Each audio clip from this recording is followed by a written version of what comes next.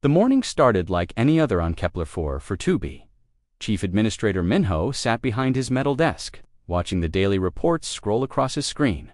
3 years of smooth operations. 3 years of meeting quotas. 3 years of keeping the Galactic Mining Consortium happy. Outside his office window, the alien sky glowed with 2 pale suns. The mining platforms stretched across the horizon like metal insects, their drills boring deep into the purple soil. Everything was running perfectly. Then Nari burst through his door. She stumbled forward, her white lab coat stained with dirt and sweat.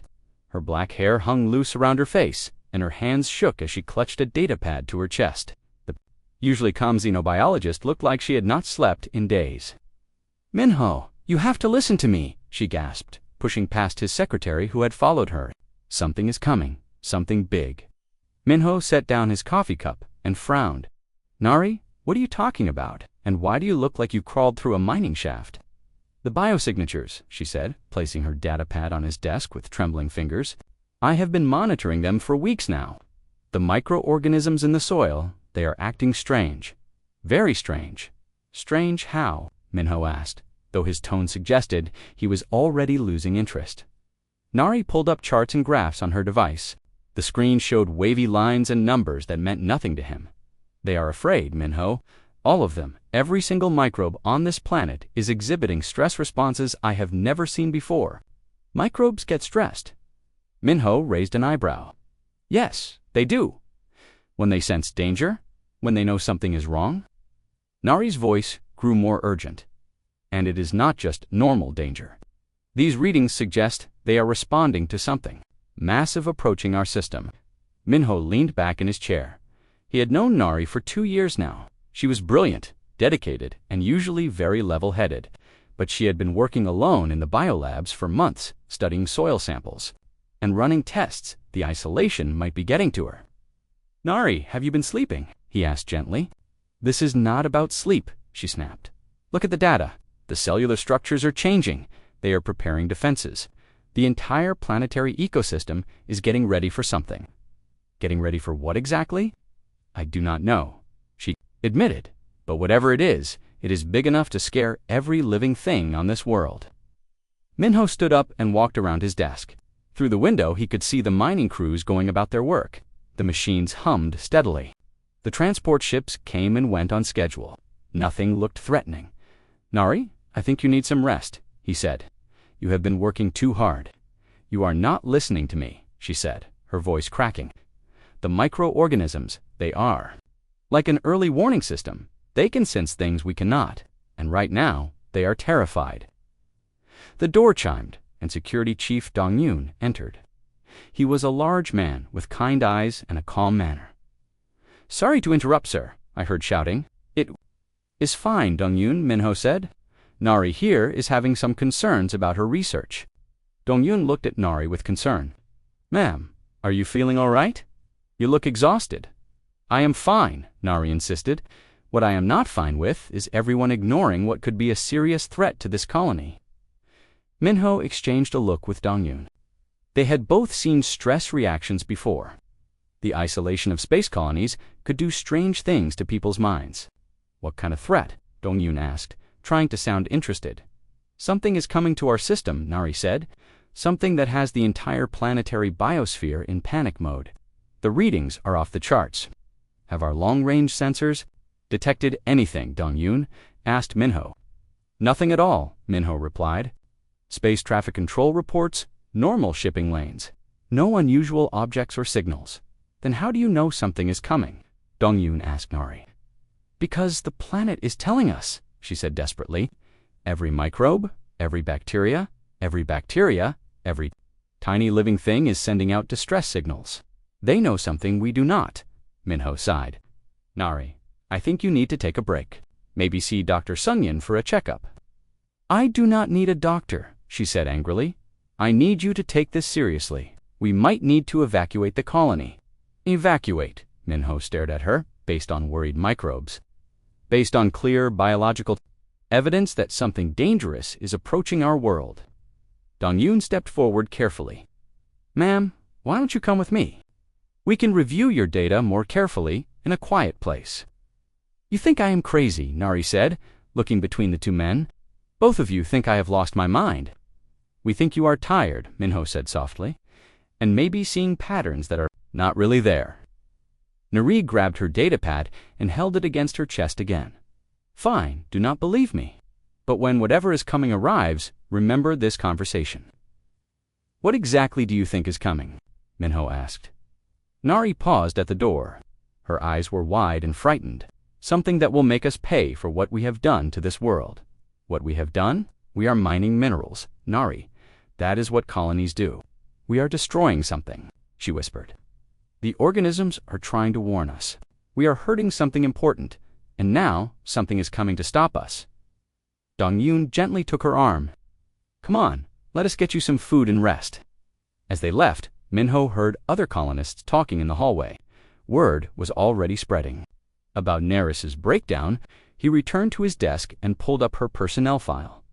No history of mental illness, good performance reviews. But the stress of isolation could affect anyone. He made a note to assign her a research assistant when the next supply ship arrived. Then he went back to his daily reports. Outside, the mining continued. The drills bit deeper into the purple soil. The transport ships carried their loads to the orbital station. Everything was normal, but deep underground, in places where no human had ever looked, tiny organisms huddled together in fear. They sent chemical signals to each other, passing along a message of terror that no human could understand. Something was coming. Something vast and ancient and angry, and it was getting closer every day. The microbes knew. They had always known, but the humans, with all their technology and confidence, remained blind to the approaching storm. In her quarters, Nari stared at her readings and wondered if anyone would believe her before it was too late. The numbers did not lie. Every test confirmed what she feared most. They were no longer alone on this world, and soon they would discover just how unwelcome they really were. Chief Engineer Hyun-woo pushed his glasses up his nose and stared at the computer screen. For the third time that morning, he reviewed Neris data logs. Numbers, charts, graphs, and readings filled the display. Everything looked normal to him. Standard, atmospheric readings, he muttered to himself. Normal soil composition, regular bacterial activity. He leaned back in his chair and rubbed his tired eyes. Minho had asked him to double-check Neris's work after her breakdown yesterday. The poor woman had looked terrible, claiming that microbes were sending warning signals about some approaching danger. Hyun-woo felt sorry for her. Working alone in those biolabs for months could drive anyone to see problems that were not there. He had seen it happen before on other colonies. Hey Hyun-woo, a voice called from behind him. He turned to see Communications Officer Yoonji walking over with a steaming cup of coffee. She was young, maybe 25, with bright eyes and a cheerful smile that never seemed to fade. Any luck with those readings? She asked, setting the coffee on his desk. Nothing unusual, Hyun-woo said, accepting the drink gratefully. Everything checks out as normal. Nari was seeing patterns in random data. Poor woman, Yoonji said, shaking her head. I heard she had not slept in days. The isolation must have gotten to her. What about your end? Any strange signals from deep space? Yoonji shook her head. All quiet. Regular shipping traffic, normal background radiation, nothing even slightly unusual. If something big was coming our way, I would be the first to know. Hyun-woo nodded. The communications array was powerful enough to detect objects months away. From their system, if some massive threat was approaching, Yoonji's equipment would have spotted it long before any microbes could sense it. The whole thing is sad, Yoonji continued. Nari used to be so confident and smart. Now everyone is whispering about her mental breakdown. Space madness, Hyun-woo said quietly. It happens to the best of us if we are not careful. Across the colony, Minho sat in the main conference room with his senior staff. The morning briefing had become an emergency meeting after word of Neris outbursts spread through the settlement. I want everyone to understand, Minho said, looking around the table. Dr. Nari is suffering from stress-induced hallucinations. There is no threat to this colony. Medical Officer Sung-yan shifted uncomfortably in his seat. Sir, I have not had a chance to examine her yet. She refused to come to the medical bay. When you do examine her, I expect you will find signs of severe fatigue and possibly malnutrition, Minho replied. She has been working alone for too long. What about her data? Asked geology specialist Juan. Should we review her findings? Hyunwoo has already done that, Minho said. Everything is normal, standard readings across the board. Mining foreman Taeyun raised his hand. Sir, I hate to interrupt, but my teams have been reporting some strange things lately. Everyone turned to look at him. Taeyun was a young man, maybe 30, with calloused hands and dirt under his fingernails. He'd been working the deep mines. For 6 months. What kind of strange things? Minho asked. Well, our drill bits have been breaking more often. Usually they last weeks, but lately we are replacing them every few days, and the ground seems harder somehow. Equipment fatigue, Minho said dismissively. How old are those drills? 6 months, sir. They should be good for at least 2 years. Maybe you got a bad batch. Order new ones from the supply depot. Taeyun looked uncomfortable. There is something else, sir. My crews have been hearing sounds. What kind of sounds? Sungyeon asked. Like singing, sir, coming from deep underground. A low, humming noise that seems to go on for hours. The room fell silent. Minho frowned and made a note on his tablet. Probably just the ventilation systems in the deep shafts, he said finally. Have maintenance check the air circulation. Yes, sir, Taeyun said, but he did not look convinced. Else, Minho asked, looking around the table. Nobody spoke up. Good, then let us focus on what matters. Production is down 8% this month. Corporate wants to know why. The equipment problems, Taeyun offered. Then fix the equipment problems, Minho snapped. We have quotas to meet. The Galactic Mining Consortium does not care about broken drill bits or strange noises. They care about results. After the meeting, Taeyun walked slowly back to the mining sector. His workers were already gathering for the afternoon shift. Most of them looked tired and worried. Boss called out one of the miners, a woman named Udra. Are we really going to work the deep shafts today? Why would we not? Taeyun asked. That sound is getting louder, said another miner. It makes my teeth hurt. Taeyun had heard it too. A low-frequency vibration that seemed to come from the very center of the planet. His crews called it singing, but it sounded more like crying to him. We have our orders, he said, but stay alert. If anything seems dangerous, evacuate immediately. Meanwhile, locked in her quarters, Nari continued her research. She had not slept since her confrontation with Minho.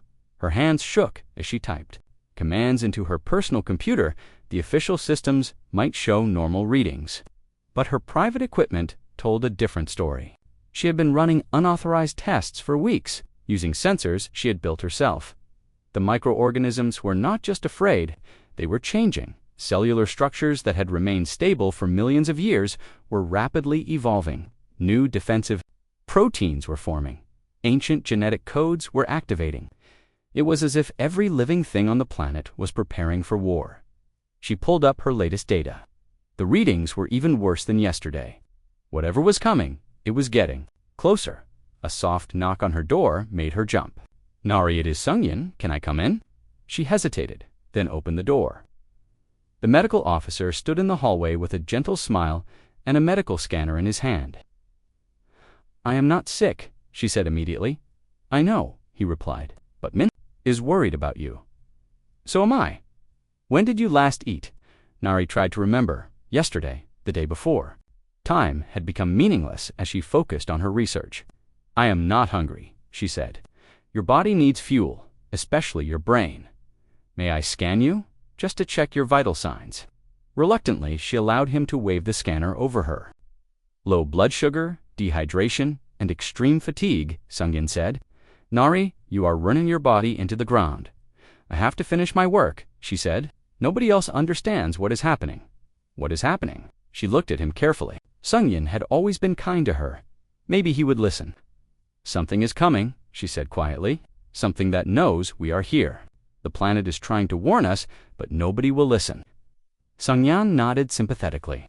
The stress of isolation can make us see patterns that are not really there. It happens to a lot of colonists.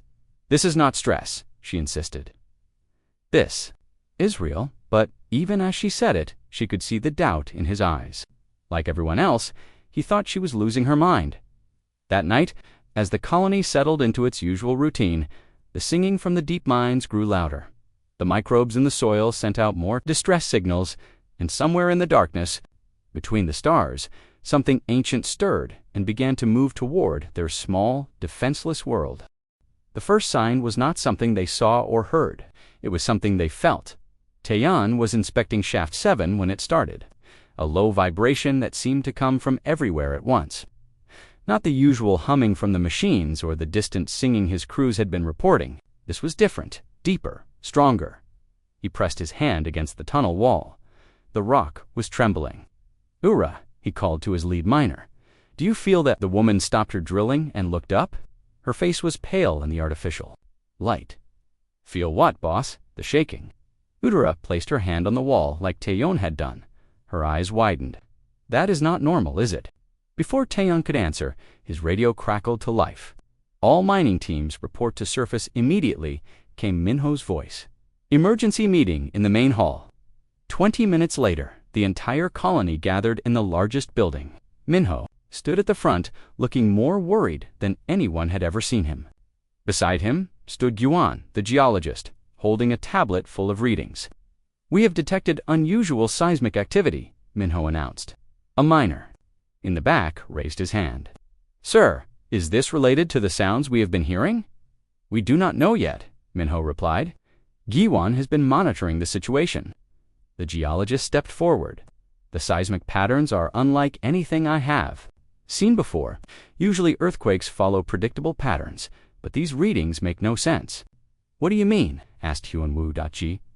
One pulled up a chart on the main screen. In the back of the room, Nari stood quietly. She had been released from her quarters that morning after Sungyeon cleared her for duty. Nobody had apologized for dismissing her warnings, but she could see the fear growing in their eyes. "Until we determine it is safe," Minho said. "In the meantime, everyone should go about their normal duties." As the crowd began to disperse, the lights flickered. Everyone stopped and looked up at the ceiling. "Just a power fluctuation," Hyunwoo said quickly. "I will check the generators." But as he spoke, the building shook. Not violently, but enough that everyone could feel it. "That was not the generators," someone whispered. Outside, the sky was changing. Communications officer Yunji was the first to notice it. She had been trying to contact the orbital station when she looked out her window and saw something impossible. The aurora that usually danced around the planet's magnetic poles was spreading. Green and blue lights were streaming across the entire sky, pulsing in rhythm with the ground vibrations. The aurora covered everything now, creating patterns that seemed almost like writing in a language no human could read. "It is beautiful," whispered someone. "It is terrifying," said someone else. Narai pushed through the crowd and grabbed Minho's arm. "This is what I was trying to tell you," she said urgently. "The planet is responding to something. It is all connected." Minho stared at the dancing lights above them. For the first time since Nari's breakdown, he looked like he might actually believe her. "Yonji," he called. "Any word from the orbital station?" The communications officer shook her head. "I lost contact an hour ago. All I get is static. Keep trying." As they watched, the aurora grew brighter. The patterns became more complex, swirling and spinning in ways that hurt to look at directly. Some colonists reported feeling dizzy or nauseous. "Everyone inside," Minho ordered, "until we know what is causing this." But even inside the buildings, they could not escape what was happening. The vibrations grew stronger. Equipment began to malfunction. Computer screens flickered with strange symbols that appeared and disappeared too quickly to read dot in the biolab. Nara's instruments were going crazy.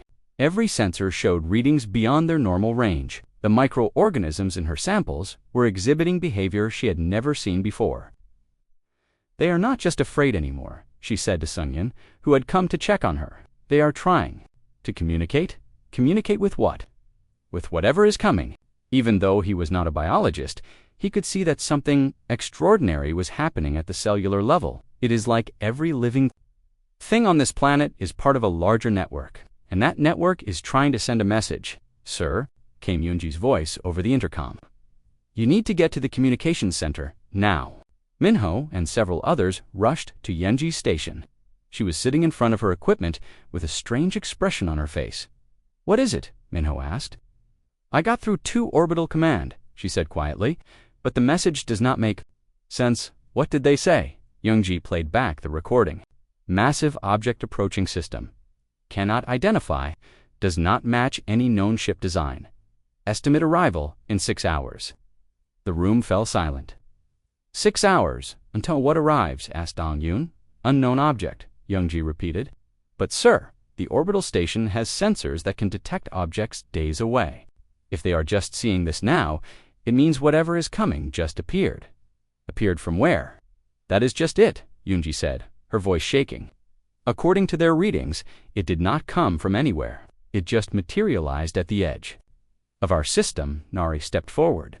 It came from hyperspace, she said quietly, just like I predicted. Everyone turned to look at her. The woman who had been dismissed as delusional now seemed like their only hope for understanding what was happening.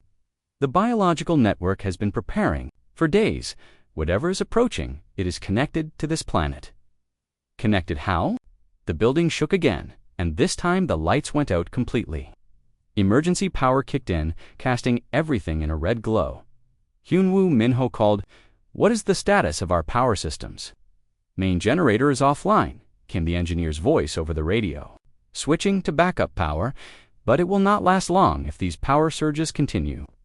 Outside, the aurora was so bright now that it lit up the landscape like day. But it was not normal light. It was alien light that made familiar things look strange and frightening. 6 hours, Minho said to himself. In 6 hours. When it finally appeared in their sky, nobody was prepared for what they saw. The thing that emerged from the darkness between stars was not a ship. It was not a machine. It was something that defied every word they knew. Taeyan was on watch duty. When it happened, he had been staring through binoculars at the strange aurora when space itself seemed to tear open. A massive shape pushed through the wound in reality, blocking out half the stars. "Dear God," he whispered, then grabbed his radio. Contact, contact. Something just appeared in orbit. Within minutes, every colonist was outside again, staring up at the impossible sight above them. The object was huge beyond comprehension, larger than their orbital station, larger than any ship ever built. It hung in space like a small moon, but its surface moved and shifted like living flesh. "What is that thing?" someone asked. Nobody had an answer. Through her biolab equipment, Nari was getting readings that made no sense. The object was registering as both mechanical and biological. Metal and flesh combined in ways that violated every law of science she knew. "It is alive," she said into her radio. "The thing is alive. That is impossible," came Hyunwoo's voice. "Nothing that big can be a living creature." "Then explain these readings," Nari shot back. "I am detecting heartbeats, brain activity, and cellular structure, but also engines, computers, and artificial systems. It is like a creature that has become a machine." As they watched, the thing began to change. Its surface rippled and flowed, forming new shapes and patterns. Sometimes it looked like a vast jellyfish floating in space. Other times it resembled a mechanical spider with countless legs. Then it spoke. The voice did not come through their radios or speakers. It came through the planet itself. Every microorganism in the soil began vibrating in harmony, creating a sound that rose from the ground beneath their feet. The voice was deep, ancient, and filled with a sadness that made several colonists weep. "Without knowing why do you hurt the child?" it asked. The words were not in any human language, but somehow everyone understood them perfectly. The planet was translating, using its entire biosphere as a communication system. Minho stepped forward, though his legs were shaking. "We are a mining colony. We extract minerals for the Galactic Mining Consortium." "You extract thoughts," the voice replied. "You harvest memories. You kill dreams." "We mine metal," or Minho said desperately. "Just rocks and minerals." "Show him," the voice commanded. Suddenly, images flooded their minds. Not seen with their eyes, but experienced directly in their thoughts. They saw the planet as it truly was, not a lifeless rock covered with primitive microbes, but a vast thinking entity, a living brain made of stone and soil, with every microorganism serving as a nerve. Cell in an enormous consciousness, the mining operations had been drilling into neural pathways. Every ton of ore they extracted was brain tissue from a cosmic mind that had been thinking slow, deep thoughts for millions of years. No, Sung-Yin gasped. We did not know. Ignorance does not excuse harm, the voice said. You have damaged the neural network of this world. Millions of thoughts have been lost forever. Through the planetary communication system, they felt the entity's grief. It was like losing memories of loved ones, having pieces of personality torn away, watching part of yourself die. We are sorry, Nari said, tears streaming down her face. We did not understand. Your species rarely understands, the voice replied. You take what you want and leave devastation behind. This is why the immune system has been activated. Immune system? Minho asked. I am the immune response of the galactic consciousness, the entity explained. When vital nodes are threatened, I come to eliminate the infection. The colonists looked at each other in growing horror. They were being compared to a disease. Every star system with intelligent life is connected through quantum networks, the voice continued. Planets like this one serve as processing centers, thinking great thoughts across the centuries. Your mining has interrupted conversations that began before your species existed. Above them, the bioship began to change again. Weapon systems emerged from its organic hull, not metal cannons or laser arrays, but living weapons that pulsed with bioluminescent energy. The standard procedure is sterilization. It said, remove the infection, repair the damage, and restore the network. Please, Nari begged, give us a chance to fix what we have done. Your species has been given many chances, the entity replied. On hundreds of worlds, you make the same mistakes. You consume, destroy, and move on. This pattern must end. But then something unexpected happened. The planetary consciousness, the very world they had been mining, began to speak through the same biological network. Wait, it said in a voice like whisper of wind through soil. These small ones are different. Different how? The immune system asked. One of them tried to warn the others. One of them understood the signals I was sending. Perhaps there is hope for learning. Nari felt a warm sensation, as if the planet itself was focusing on her. You heard my warnings, it said directly to her mind. You recognized the distress calls. You tried to protect me even when others did not believe. I did not understand what I was protecting, Nari admitted, but I knew something was wrong. That is the beginning of wisdom, the planet replied. Your species can grow beyond their destructive impulses, but only if they choose to. The bioship paused its weapon preparation. You propose a test. Propose a chance, the planet said. If they can prove they understand what they have done, if they can show genuine change, perhaps they deserve to live. And if they fail, then your sterilization protocol will proceed. But this time, let them try to earn their survival. The immune system considered this. Around the colony, the aurora grew brighter as massive thoughts moved through the galactic network. Other worlds were being consulted. Other minds were offering their opinions on humanity's fate. Finally, the entity spoke again. Very well, you have one planetary rotation to prove your worth. Demonstrate that your species can move beyond consumption and destruction. Show us that humans can become partners instead of parasites. How do we do that? Minho asked. Heal what you have broken, the entity replied. Restore the neural pathways you have damaged. Prove that you understand the value of what you nearly destroyed. Is that even possible? Hyunwoo asked. The planet will guide you, the bioship said. But the choice to listen must be yours. No external force can make a species evolve. That change must come from within. As the entity finished speaking, technical information began flowing into their minds. Complex biological processes, quantum network repair procedures, and integration protocols that would allow human technology to work alongside planetary consciousness. It was overwhelming and beautiful and terrifying all at once. 24 hours, the voice reminded them. Use them wisely. Above them, the bioship settled into a stable orbit, waiting to see if humanity could prove itself worthy of survival. The test of their species had begun. The colony erupted into chaos after the entity's ultimatum. Some colonists panicked, demanding immediate evacuation. She was already running toward her biolab, her mind racing with possibilities. Jiho! She called to the mining supervisor who had been documenting the ecological damage. I need your help. For 2 years, unlike the others, he had noticed the changes in the soil and rock formations. He had been keeping detailed records of everything they had extracted, though he had never understood why it felt important. "What do you need?" he asked, following her into the lab. "Your mining records. Every location, every extraction, every change you documented."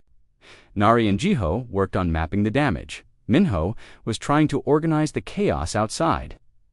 Half his staff wanted to contact the orbital station for evacuation ships, never known existed. "Everyone stop!" Nari shouted, emerging from her lab with data pads and charts. "Fighting will not save us. We have less than 24 hours to prove we can change, so let us change." She spread the mining maps across a table in the main hall. Red marks showed every location where they had extracted materials over the past 3 years. "Look at this pattern," she said, pointing to the marks. "We have been cutting through the planet's neural network like a surgical knife," asked Sungyeon. "The entity gave us the information we need," Nari replied. "But we have to be willing to sacrifice." "Sacrifice what?" Minho asked. "Everything," Nari said quietly. "Our mining equipment, our extracted materials, maybe even some of us." She continued. "Human consciousness linked directly to the planetary network. Someone has to volunteer to become a permanent connection between our species and the world's mind." "That sounds like suicide," Dongyun said. "It is transformation," Nari corrected. "The volunteers would not die. They would become something new, part human, part planetary consciousness." "I would," said a voice from the back of the room. Everyone turned to see Kwang-min, a young mining engineer who had been working the deepest shafts. She stepped forward with determination in her eyes. "I have been down there," she said. "I have heard the planet crying, every day for months. I listened to its pain and did nothing." "I understand perfectly," she replied. "The entity showed us what we did. I felt the planet's agony when we tore through its thoughts." "Me," added Hound. A geologist who had been studying the planet's structure, Nari looked at the 3 volunteers with a mixture of admiration and sadness. "The process is irreversible. Once you link with the planetary consciousness, you will never be fully human again." "Maybe that is what humanity needs," Kwang-min said. While the volunteers prepared for their sacrifice, the rest of the colony worked frantically to repair the physical damage. Using the technical information provided by the entity, they began converting their mining equipment into restoration tools. Hyunwoo and his engineering team modified the drills to inject biological healing compounds into the damaged neural pathways. Taeyeon led crews in carefully placing extracted materials back into the locations where they had been taken. Following patterns that would restore the planet's thought processes, the work was dangerous and exhausting. Several times, colonists were overcome by the intensity of connecting with a planetary mind. But they pushed forward, driven by the knowledge that failure meant extinction. "How much time do we have left?" Minho asked, wiping sweat from his forehead. "It might not be enough." The neural pathways were healing, but slowly, the planet's consciousness was still fragmented, unable to think clearly or communicate effectively with the galactic network. "We need more volunteers," Nari said reluctantly. "The biological bridges are not sufficient. We need human minds to help process the planetary thoughts until the natural systems can regenerate." "How many more?" Sungyeon asked. "At least 12, she replied. "Maybe 20. A small outpost of only 60 people. Losing 20 or more to the bridging process would fundamentally change their community." "I will go," said Yuna, the former mining engineer, who had been helping with the restoration equipment. "Me too," added several other miners who had been working the deepest shafts, but Minho shook his head. "We cannot sacrifice half our people." "We are not sacrificing them," Nari said firmly. "We are evolving them. They will still be alive, still be conscious, still be part of our community. They will just be something more than human." "Because the entity showed me," she replied. "The volunteers will not lose their humanity. They will expand it. They will become bridges between 2 forms of consciousness, helping both species understand each other." Colonists volunteered for the bridging process, not out of despair or guilt, but out of hope. They had seen what their species was capable of when they worked together toward a common goal instead of simply consuming resources. "We are not the same people who started mining this world 3 years ago," Jiho observed. "Maybe we never will be again." "Maybe that is the point," Nari replied. With 2 hours remaining, they had 23 volunteers ready for the bridging process. The physical repairs were nearly complete. The planet's consciousness was beginning to stabilize and reconnect with the galactic network. But the real test was still ahead. Would the entity accept their efforts as proof of genuine change? Or would humanity's long history of destruction outweigh this single act of redemption? Time to find out, Minho said, looking up at the bioship still hanging in their sky. The moment of judgment had arrived. The bridging chamber had been hastily constructed in the deepest part of the mining complex. 23 colonists lay on modified medical beds connected to Nari's biointerface equipment. The volunteers looked peaceful, almost excited, as they prepared to become something unprecedented in human history. "Are you ready?" Nari asked, her hand hovering over the activation controls. Kungmin smiled from her bed. "We have been ready since we understood what we were really doing down here. Remember," Nari said to all the volunteers, "you are not losing your humanity. You are expanding it. You will still be you, but you will also be part of something larger." "We understand," Suyun replied. "Let us begin." Nari activated the systems. Immediately, the volunteers gasped as their consciousness began to merge. With the planetary mind, their bodies remained in the chamber, but their thoughts expanded outward, connecting with every microorganism, every neural pathway, every thought process on the world. Through the biolab monitors, Nari watched as their brain patterns synchronized with the planet's vast consciousness. The damaged neural networks began to heal at an accelerated rate, guided by human intelligence and creativity. "It is working," she whispered. Above ground, the rest of the colony felt the change immediately.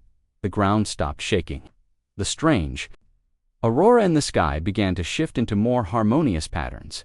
The very air seemed cleaner and more alive.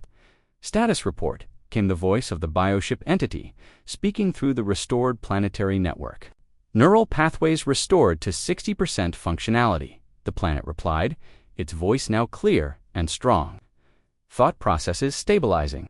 Network connection to galactic consciousness and the humans, they have exceeded expectations," the planet said warmly. "Not only did they repair the physical damage, but they have created something new. The bridging volunteers have become permanent links between our species. They understand both forms of consciousness. Through the connection, the entity examined what the colonists had accomplished. In less than 24 hours, they had transformed from destructive miners into partners in a cosmic healing process." "Interesting," the entity mused. "Your species shows remarkable adaptability when properly motivated." Minho stepped forward, speaking for the remaining colonists. "We want to do better. We want to learn. We want to be part of the galactic community. Instead of just taking from it, words are easy," the entity replied. "What guarantees do we have that this change is permanent?" "The volunteers," Nari said, understanding flooding through her. "They will remain here as living proof of our commitment. They will monitor all future operations, ensure we never again damage what we do not understand." From the bridging chamber came Kyungmin's voice, though it sounded different now, deeper, more resonant, as if she spoke with the authority of worlds. "We can feel the entire galactic network," she said. "We understand the connections between all thinking worlds. We will help our species learn to take their place as partners instead of parasites." The entity considered this.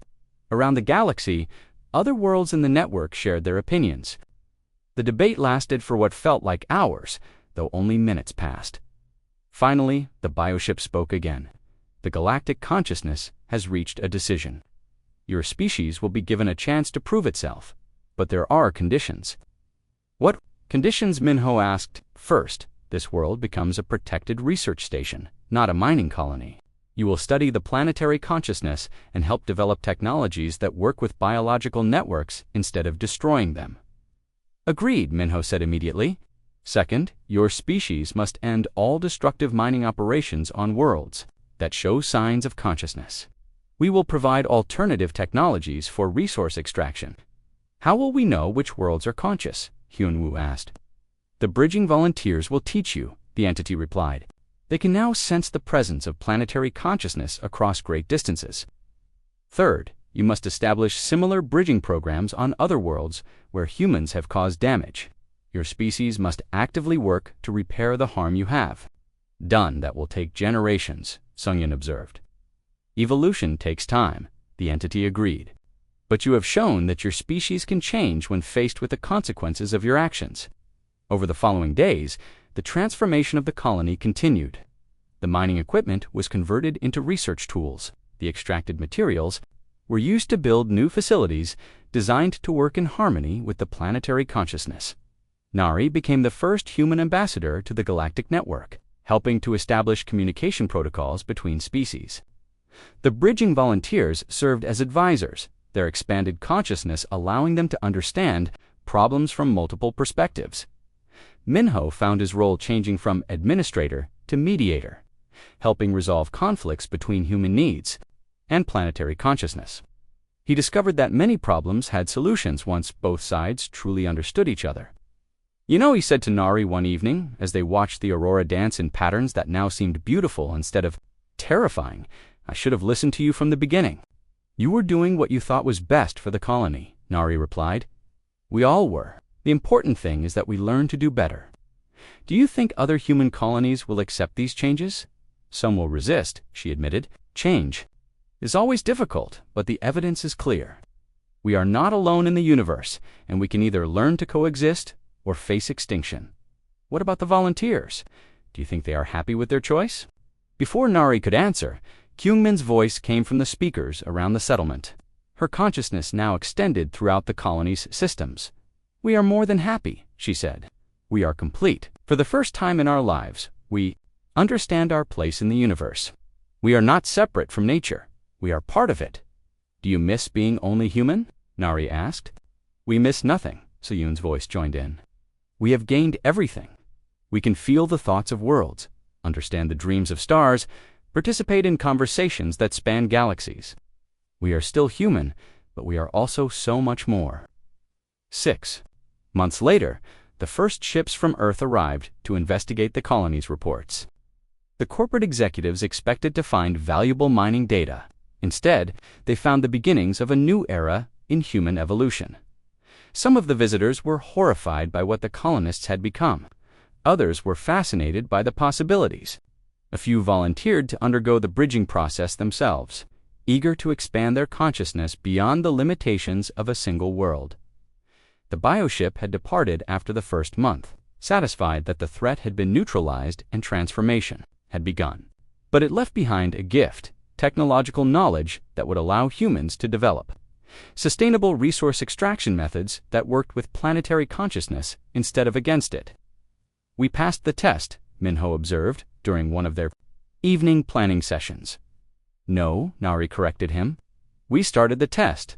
The real examination is whether our species can change permanently, not just when faced with extinction. Do you think we will succeed?" Nari looked up at the stars, knowing that each point of light might harbor its own form of consciousness. The universe was vast and full of intelligence they had never imagined. "I think we have a chance," she said. "For the first time in human history, we understand that we are not alone. And we understand that our survival depends on learning to be good neighbors." The colony that had once been dedicated to consumption and extraction had become something new, a bridge between worlds, a place where two forms of consciousness could learn from each other. It was not the end of their story, it was the beginning of humanity's true journey into the cosmic community and in the depths of the planet. 23 volunteers continued their work, tending to the thoughts of worlds and dreaming dreams that spanned the galaxy.